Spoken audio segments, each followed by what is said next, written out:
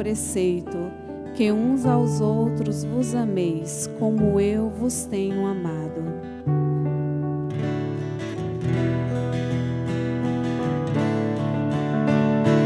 Aleluia, aleluia, aleluia. Aleluia, aleluia, aleluia. Aleluia, aleluia, aleluia.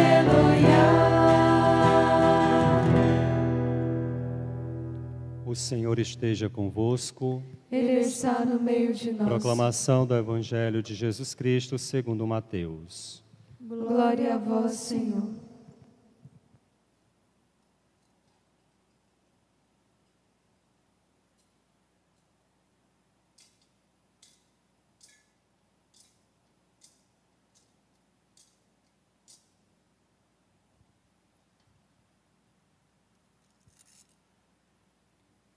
Naquele tempo, disse Jesus aos seus discípulos: Se a vossa justiça não for maior que a justiça dos mestres da lei dos fariseus, vós não entrareis no reino dos céus. Vós ouvistes o que foi dito pelos antigos: Não matarás. Quem matar será condenado pelo tribunal. Eu, porém, vos digo: todo aquele que se encoleriza com seu irmão será réu em juízo. Quem disser ao seu irmão, patife, será condenado pelo tribunal. Quem chamar o irmão de tolo, será condenado ao fogo do inferno. Portanto, quando tu estiveres levando a tua oferta para o altar, e ali te lembrares que teu irmão tem alguma coisa contra ti, deixa a tua oferta ali diante do altar e vai primeiro reconciliar-te com o teu irmão. Só então vai apresentar a tua oferta. Procura reconciliar-te com teu adversário, enquanto caminha contigo para o tribunal. Senão, o adversário te entregará ao juiz, e o juiz te entregará ao oficial de justiça, e tu serás jogado na prisão. Em verdade te digo, dali não sairás, enquanto não pagares o último centavo. Palavra da salvação. Glória a vós, Senhor.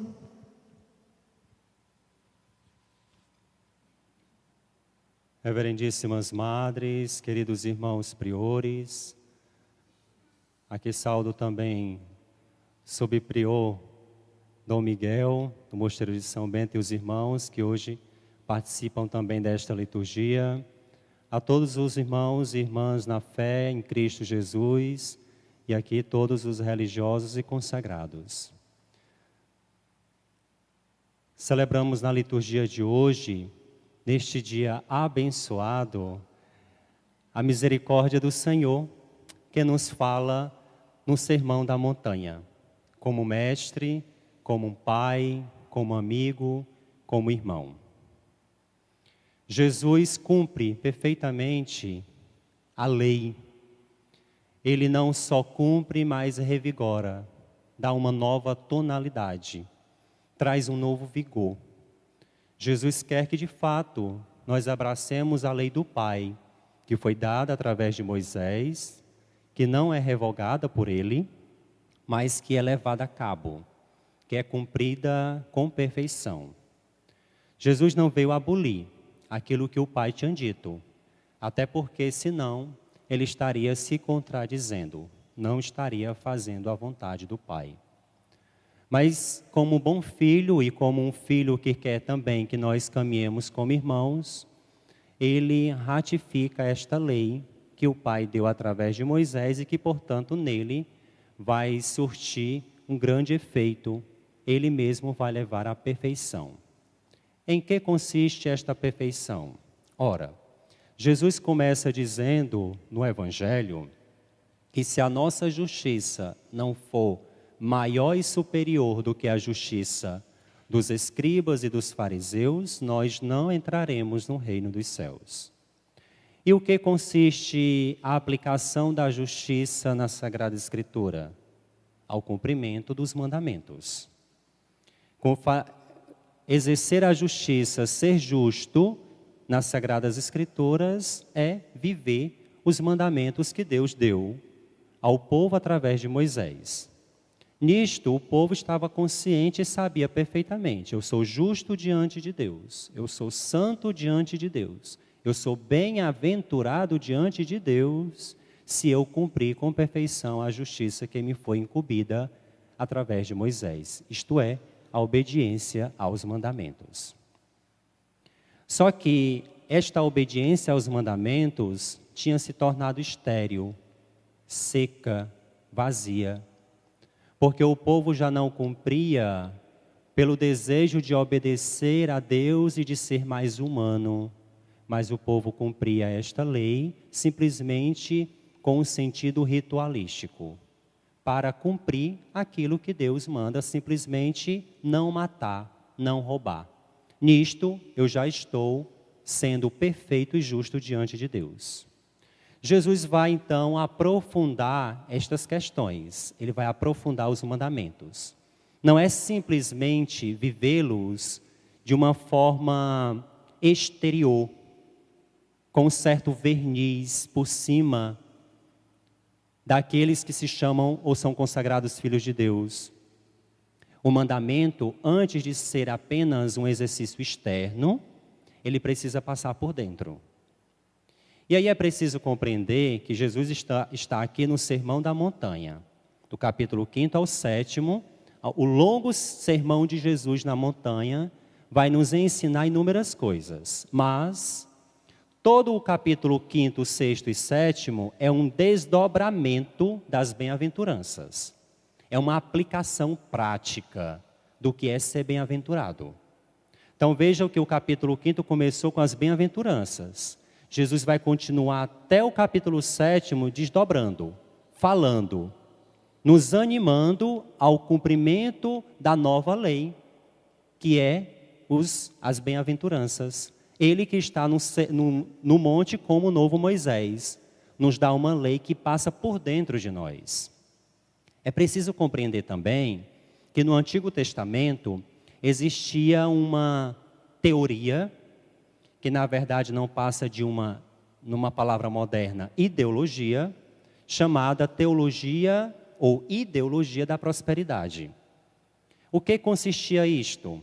Consistia em que a minha relação com Deus, ela é saudável quando eu tenho muitos bens, quando eu tenho muita saúde, quando eu tenho muitos filhos. Nisto consistia a teologia da prosperidade. Ser próspero diante de Deus, ser santo diante de Deus, ter uma boa amizade e relação com Deus, passa por aquilo que eu tenho e não por aquilo que eu sou. Se eu sou muito rico, se eu tenho muitos filhos e se eu possuo muitos bens, tenho muita saúde, eu então estou bem com Deus. Era esta a ideia que permeava todo o Antigo Testamento e que ainda nós vemos aí, espalhado nas esquinas, proliferado pelas seitas. Infelizmente, chegando até na Igreja Católica. Essa barganha, esse mercantilismo, esse escambo com Deus. Um toma lá da cá, o Senhor me dá isto, que eu te dou isto. Mas relação mesmo não atinge, não toca, não desenvolve. A conversão mesmo está distante.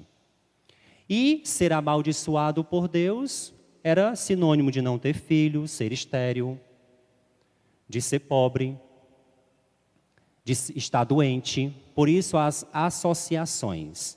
Eu estou doente, eu estou desempregado, eu estou sem filho, sou estéril, então eu sou um amaldiçoado por Deus.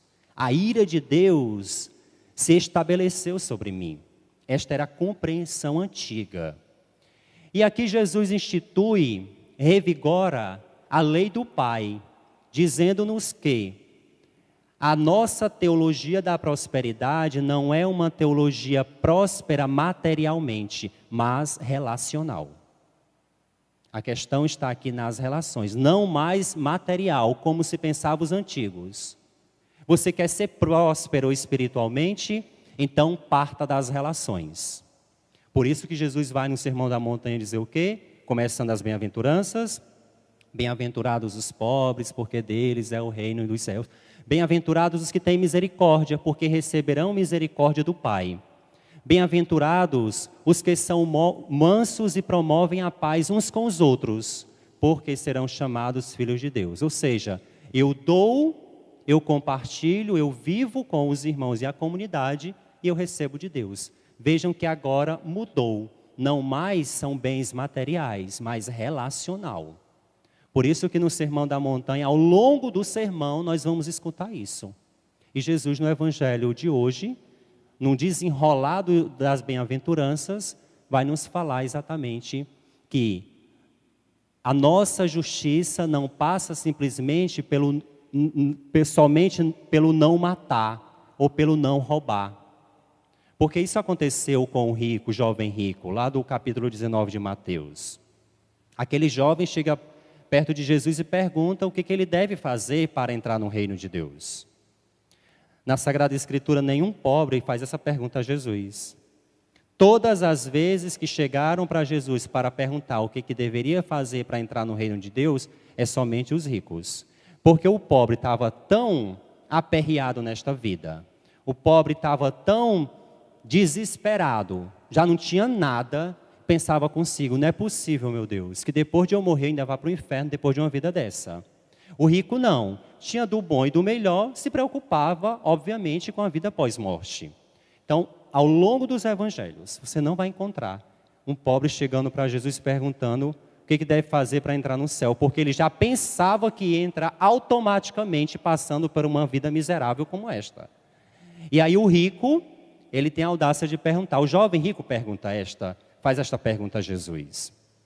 E aí o que ele diz? Observa os mandamentos. Jesus responde, mas eu faço isso desde a infância, faço isso, cumpro isso, faço aquilo. E aí Jesus disse o quê? Pois vai, te falta apenas uma coisa.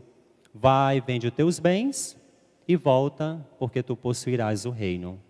Ou seja, ele cumpria afinco os mandamentos de uma forma externa, de uma forma muito ainda ritualística. O que lhe faltava era oferecer aquilo que ele tinha aos outros, isto é, entrar no clima relacional. Porque o que Jesus disse a ele? Não manda os teus empregados, mas vai tu mesmo distribuir os teus bens para aqueles que precisam. Ou seja, entra tu no âmbito da relação. Compartilha, escuta os sofrimentos, entra na vida das pessoas, toca os seus sentimentos, apalpa na mão, convive com as pessoas. Nisto consiste a perfeição. E aí Jesus no Evangelho de hoje ratifica isso, dizendo-nos que todo aquele que chama o seu irmão de patife, a palavra moderna para patife aqui no Brasil é canalha. Todo aquele que chama o seu irmão com determinados palavrões, todo aquele que chama o seu irmão de tolo, de cabeça oca, de mente vazia, este não entrará no reino dos céus. Porque o princípio da morte não é somente uma agressão física, mas começa aqui. Por isso que nós iniciamos a missa rezando como? Pedindo perdão a Deus por pensamentos, palavras, atos e omissões. Porque os atos e as omissões começam aqui. Depois geram palavras e as palavras então são traduzidas por gestos grosseiros, agressivos e violentos. O início, a sementeira do mal está aqui, com os nossos pensamentos. Mas já dizia um filósofo antigo que nós não podemos controlar a nossa mente, nós não podemos ter um certo domínio daquilo que pensamos. A nossa mente é como que um pássaro. Se você vai na rua, você não tem o poder e nem pode impedir que o pássaro pouse sobre a sua cabeça. Mas você pode impedir que o pássaro faça um ninho na sua cabeça. Nós não podemos, muitas vezes, controlar os maus pensamentos, por isso a gente sempre está confessando. Mas nós podemos impedi-los de fazer um ninho no nosso coração e gerar frutos maliciosos com gestos. Aqui está a semente. É preciso, pois, não deixar ela se desenvolver. Porque se ela crescer, ela vai deixar rastros de sofrimento e de morte. Quantos de nós, com um orgulho ferido ou com um orgulho vaidoso, nos deixamos levar pelas briguinhas das redes sociais? E muitas vezes nós nos justificamos, dizendo que somos bons cristãos, somos filhos de Deus e amamos a Deus e por isso basta. Mas nós não nos anulamos e nós não nos reservamos a certos questionamentos das internet e das redes sociais, que nos levam a matar por agressão das palavras e que nos levam também a morrer perante Deus. E aí nós acabamos como fariseus, achando que nós ainda estamos bem diante de Deus. A nossa boa relação com Deus passa pela relação uns com os outros. Jesus está nos ensinando no Sermão da Montanha que a lei do Pai é a lei da relação, não a lei dos bens materiais, não a lei do toma lá da cá, não a lei daquilo que a gente pode oferecer enquanto matéria para Deus. É claro que também, depois de passarmos por uma experiência humana, nós temos necessidade de compartilhar, nós temos necessidade de doar, nós temos necessidade de dividir.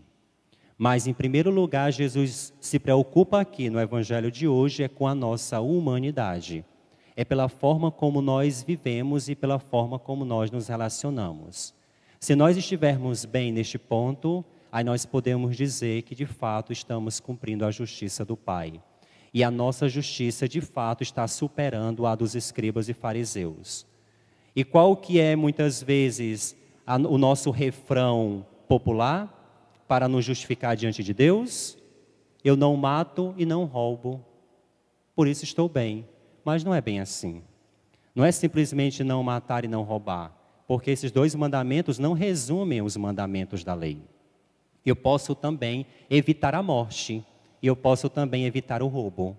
Como é que eu evito a morte de alguém? Quem vai nos responder são as bem-aventuranças. Bem-aventurados os pobres, porque deles é o reino dos céus. Bem-aventurados os misericordiosos, porque alcançarão misericórdia. Eu posso não matar, tudo bem, mas eu posso também evitar a morte. Quando eu sou um suporte, quando eu acolho, quando eu dirijo a boa palavra, quando eu oriento os irmãos, eu estou impedindo-os de caminharem para a morte existencial. E quando é que eu evito o roubo? Mesmo eu não roubando, quando é que eu não cometo este pecado de omissão? Quando eu sou capaz de ser um sinal de reconciliação e de paz, não levando as pessoas a perderem a sua paz e a sua relação com Deus. É o que diz lá as bem-aventuranças. Bem-aventurados os mansos e os que promovem a paz, porque serão chamados filhos de Deus. Eu posso não estar envolvido numa briga. Eu posso não estar envolvido num determinado roubo ou assalto. Mas eu posso evitá-los. Evitá-los como assim? Evitando, sendo um instrumento de paz, de concórdia e de reconciliação. Devolvendo aquilo que foi roubado do outro, a paz. Devolvendo aquilo que foi roubado do outro, a reconciliação. Devolvendo aquilo que foi roubado do outro, a sua boa e saudável relação com Deus. Jesus nos ensina hoje o maior mandamento da lei, aplicado, o amor. E o amor não consiste simplesmente em gostar uns dos outros.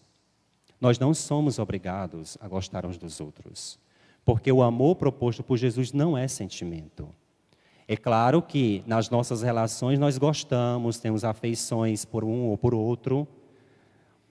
Isso é comum porque é o sentimento gostar pelos amigos, pela família e com aqueles que a gente não vai com a cara.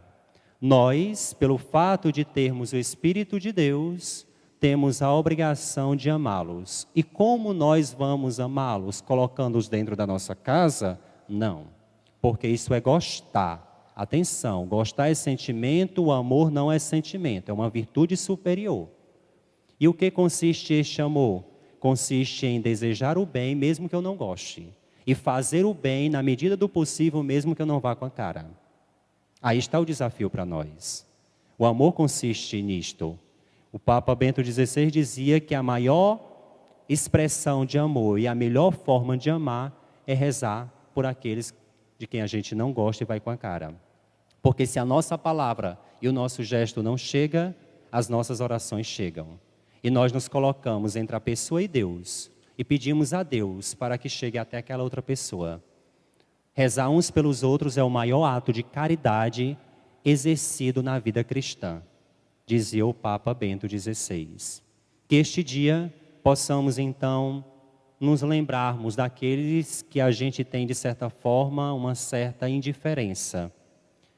Invoquemos o nosso anjo da guarda, hoje invocando também o Santo Anjo da Guarda de Portugal, que já era cultuado por muito tempo na antiguidade, antes mesmo das aparições de Nossa Senhora, mas que com as aparições teve assim um grande relevo, foi ressaltada esta importância da devoção ao anjo da guarda. Mas eu não vou falar do anjo da guarda não, e não vou falar dos anjos, porque o irmão Maria Luísa e a irmã Raquel vão falar lá para vocês no congresso e já vem falando aí ao longo desta caminhada, né?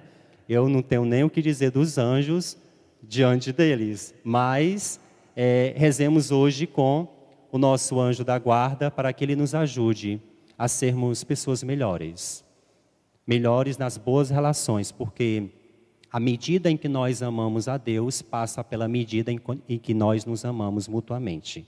E o amor consiste exatamente naquilo que eu falei, em se preocupar, em desejar e fazer o bem, mesmo que o outro me faça o mal, porque o bem de Deus eu também não mereço. Eu sou mal diante de Deus, e mesmo assim Ele me faz o bem.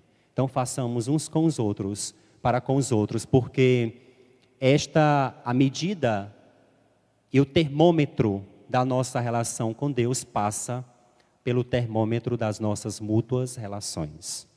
Louvado seja nosso Senhor Jesus Cristo. Sempre seja louvado e sua Mãe Maria Santíssima.